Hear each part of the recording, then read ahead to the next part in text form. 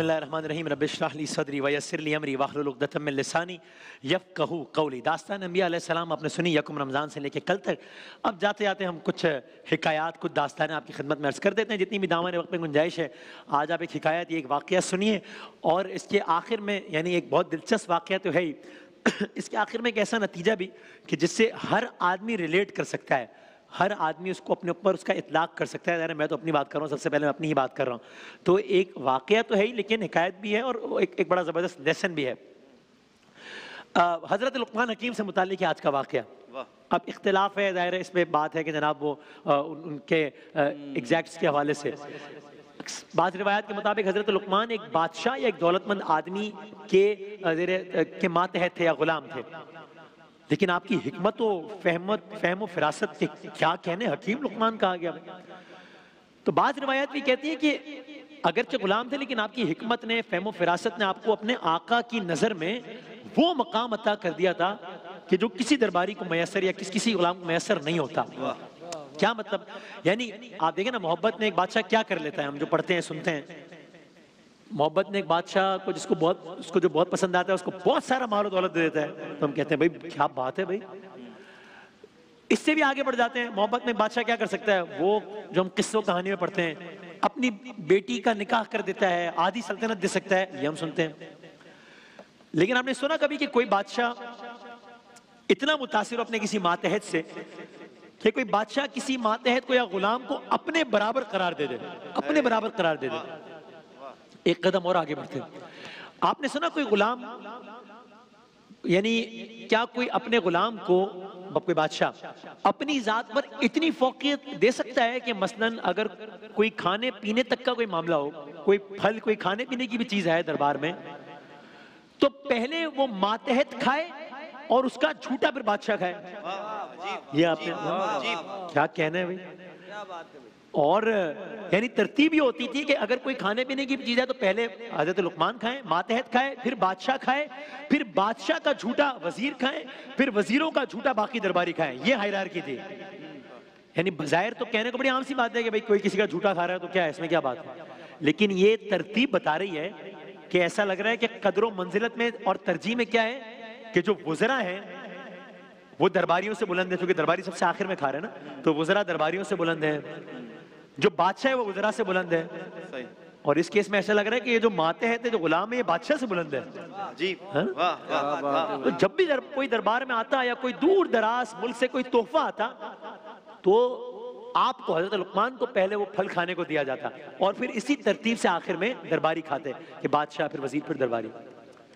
ایک دفعہ کا قصہ ہے، ایک خربوزہ دربار میں لایا گیا، اپنی رنگت کے اعتبار سے اور خوبصورتی کے اعتبار سے بہت دلکش، اور ساتھ ہی ایسا خوشبودار کہ مطلب ایسا لگا یعنی کہ اس کی خوشبو کو ہی سونگ کر اور اس کو دیکھ کر ہر فرد کا اشتیاق بڑھ جائے کہ ہم کھا لیں پہلے۔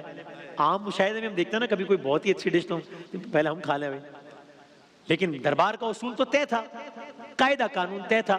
تو کیا ہوا، جو دربار کا ماحول ہوتا ہے، سونے کے تشت میں چاندی کی چھری کے ساتھ یہ خربوزہ کن کی خدمت میں پیش کیا گیا؟ حضرت لقمان کی خدمت میں پیش کیا گیا۔ آپ نے اللہ تعالیٰ کا نام لے کر اس خربوزے کی ایک سلائس یعنی کاش کاٹ کے آپ نے کھائی، بہت لطف لے کر، اور جب آپ نے اس کا پہلا ٹکڑا کھایا تو فور اے مومنٹ، ایک لمحے کے لیے آپ کے چہرے پہ ذرا حیرت کے اثرات نمودار ہوا، مطلب اچانک کوئی چیز پی لیتے ہم کہتے ہیں یار یہ کیا ٹیسٹ ہے، ایک لمحے کے لیے، لیکن اگلے ہی لمحے جس ذوق و شوق سے آپ نے اس کو کھانا شروع کیا تو اس ذوق و شوق نے تو بادشاہ سمیت سارے درباریوں کی توجہ اور مبذول کر دی آپ پر کہ بس اب یہ کھا کے جیسی سلائس چھوڑیں گے تو باقی ہم کھائیں گے، تو اتنے ذوق و شوق سے کھا رہے ہیں۔ ایک مومنٹ کو کچھ تاثر میں تبدیلی آئی تھی، اب تو بڑے مزے، اپنے الفاظ میں بڑے مزے سے کھا رہے ہیں بھائی، تو اب یہ ایکسپیکٹ کر رہے ہوں گے سب کے بس یہ اب ایک سلائس کھا لیں گے تو پھر بادشاہ کھائے گا، پھر وزیر کھا لیں گے، پھر درباری۔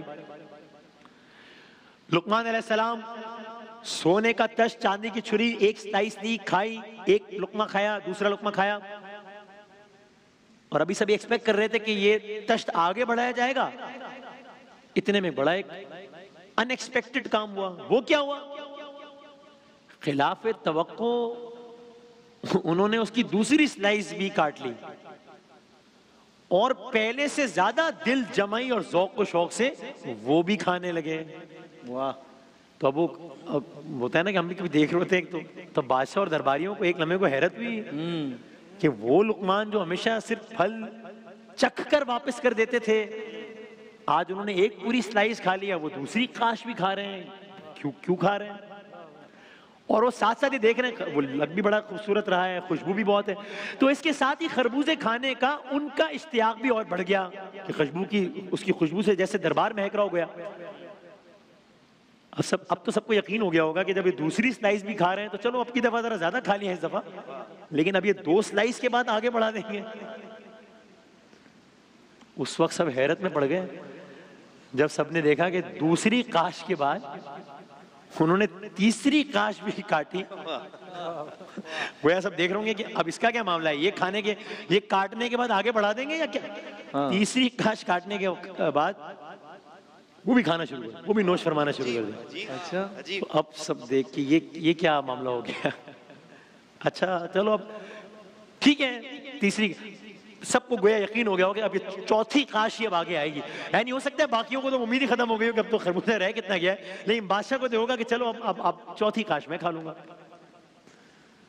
سب مزید حیران ہو گئے، بلکہ شاید پریشان بھی ہو گئے ہوں گے کچھ لوگ تو کہ یہ انہوں نے تیسری سلائس کھانے کے بعد چوتھی کاش بھی کاٹی، وہ بھی کھانا شروع کر دی. اب اس چوتھی کاش نے تو بادشاہ سے لے کے درباریوں سب کو نا ایک اریٹیشن میں مبتلا کر دیا کہ بھائی یہ آدھا خربوزہ تو ختم ہو گیا ہے، آدھا خربوزہ یہ کھا گئے. منہ میں پانی آ رہا ہوگا یہ کیا معاملہ ہے بھائی. کمال ہے لقمان، حضرت لقمان وہ کسی طرف دیکھے بغیر نہایت انہماک سے اس کو نوش فرما رہے ہیں ذوق و شوق سے.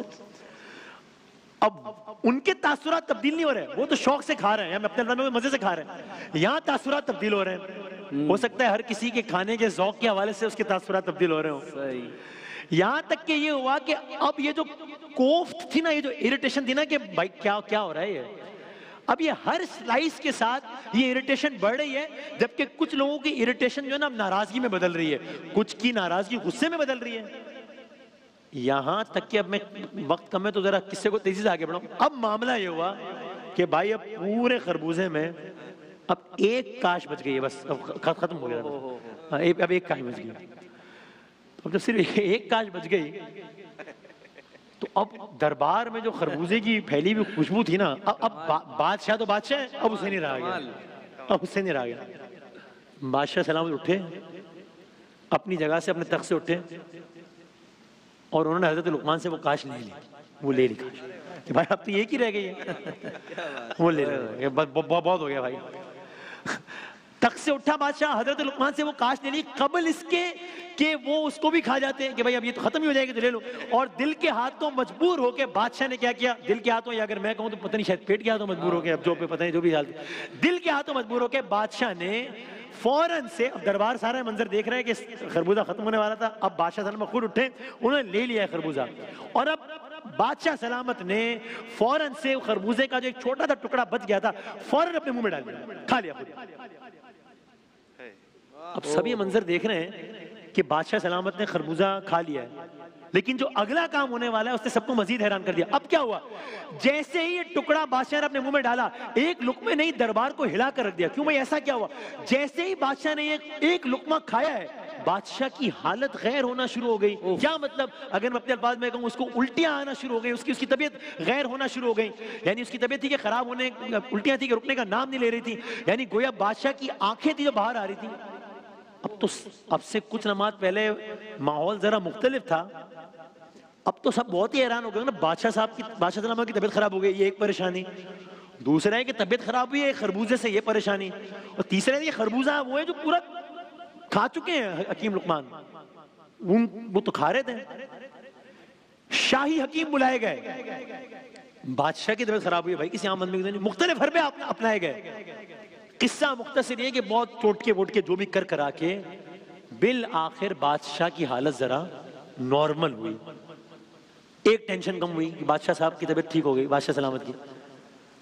لیکن وزراء تھے، درباری تھے، وہ ابھی تک اس معاملے سے بے خبر تھے کہ بھائی وہ پورا خربوزہ جو حضرت لقمان نے درباریوں کے سامنے کھایا ہے، جس کے کھانے سے حضرت لقمان کے چہرے پر طمانینت تھی، آسودگی کے آثار پیدا ہوئے تھے، اسی خربوزے کی ایک سلائس نے، ایک کاش کے ایک ٹکڑے نے بادشاہ کی طبیعت اتنی خراب کیسے کر دی؟ اب بادشاہ کچھ دیر بعد بات کرنے کے قابل ہوا. اب کسی اور کی تو پوچھنے کی شاید ہمت نہ ہوئی ہو، بادشاہ سلامت خود آئے. بادشاہ نے حیرت سے حضرت لقمان سے کہا، لقمان یہ کیا ہوا؟ میں ایک لقمہ جو اتنا کڑوا تھا، ایسا لگ رہا تھا کہ زہریلا ہو، اتنا بد ذائقہ تھا، جس نے مجھے اتنی اذیت میں مبتلا کر دیا، آپ اسی خربوزے کی 9 کاشیں کھا گئے اور آپ کی طبیعت کا خراب ہونا تو دور کی بات، آپ کے چہرے پر ذرا برابر ناگواری کے اثرات بھی نہیں آئے. اب جواب سنیے گا. حضرت لقمان نے جھک کر کہا، اے میرے مالک، آپ نے ہمیشہ ہر معاملے میں مجھے پہلی ترجیح دی ہے، ہمیشہ اچھی اچھی چیزیں پہلے ہمیشہ مجھے کھلائی ہیں، ہر معاملے میں مجھے ترجیح دینے والے، میری خوشی کو اپنی خوشی سمجھنے والے، مجھے دکھوں سے بچانے والے، مجھے ہمیشہ بہترین اور لذیذ پھل دینے والے، بلکہ سب سے پہلے دینے والے. اگر آج ایک مرتبہ ایسا ہو گیا کہ آپ کے ہاتھوں مجھے کچھ کڑوا پھل مل گیا تو یہ کیسے ممکن ہے کہ میرے ماتھے پر ناگواری کے اثرات ہو؟ اس لیے میں ہر لقمے کو مزے سے کھاتا ہوں.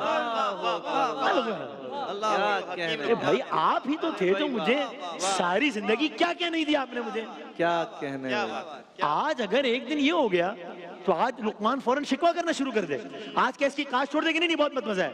نہیں، آپ ہی تو تھے جو مجھے روزانہ کھانا دیتے تھے اور میں مزے سے کھاتا تھا. تو آج اگر ایک دفعہ یوں ہو گیا تو کیا ہو گیا؟ ناگواری. اس لیے میں ہر لقمے کی بدمزگی کو محسوس کر رہا تھا، کیونکہ ظاہر انسان تھے، ظاہر ہے. لیکن اگلا جملہ سنیے، میں ہر لقمے کی بدمزگی کو محسوس کر رہا تھا، لیکن جب میں محسوس کر رہا تھا تب میں ان چیزوں کا ذائقہ یاد کر رہا تھا جو ہمیشہ آپ کے ہاتھوں مجھے ملتی تھی. تو مجھے پتہ ہی نہیں چلا خربوزہ کب ختم ہو گیا. میری ساری توجہ تو آپ کے دیے ہوئے اچھے پھلوں کی طرف تھی. کیا کہنے. کیا کہنا ہے. قصہ یہاں ختم ہو رہا ہے، لیکن خلاصہ اور ایک میسج میں اپنے لے کہہ رہا ہوں آپ کے لیے، وہ یہاں سے شروع ہو رہا ہے. کوئی ایک قصہ ایک بادشاہ کو اور ایک غلام کا ہے. مجھے ایسا لگتا ہے جو میں نے علماء سے سنا کہ در حقیقت حضرت لقمان ہمیں بتا گئے کہ بھائی یہ قصہ ان کے بادشاہ اور غلام کا نہیں ہے، ہمارے بادشاہ اور غلام کا بھی ہے بھائی. دنیا میں رہنے والے ہر اس انسان کا ہے جس کو اللہ نعمتیں دیتا ہے اور دیتا ہے. پھر نعمتوں کے سمندر میں، نعمتوں کے دریا میں کہیں تھوڑی سی تلخی زندگی میں داخل ہو جاتی ہے کہ اپنے بندوں کو آزماؤ، اور اس کے بدلے بھی اس کا وعدہ ہے کہ وہاں پر اس کا صلہ دے گا. لیکن اسی لمحے بندہ ناشکری پر اتر آتا ہے، منہ سے شکایت جاری ہو جاتی ہے، یہاں تک جملے ملتے ہیں کہ اللہ تعالیٰ کیا میں ہی رہ گیا تھا، اے اللہ تو نے میرے ساتھ یہ کیوں کیا. دوبارہ یہ زندگی کا سفر ہے، اور اس سفر کو قرآن نے ایک آیت میں بیان کیا کہ اور بے شک تنگی کے ساتھ آسانی بھی ہے. تو اللہ تعالیٰ ہم سب کو، اس ماہ مبارک کے آخری لمحات ہیں، اس کی دی ہوئی نعمتوں کا جیسا نعمتیں ادا کرنے کا حق ہے ویسا شکر ادا کرنے کی توفیق عطا فرمائے. اور جب کبھی آزمائش میں ڈلے تو ہمیں ویسے ہی صبر نہیں بلکہ ویسے ہی شکر کرنے کی توفیق عطا فرمائے جیسے یہاں حضرت لقمان نے کیا. ایک اور داستان کے ساتھ کل حاضر ہوں گے انشاءاللہ. سبحان اللہ.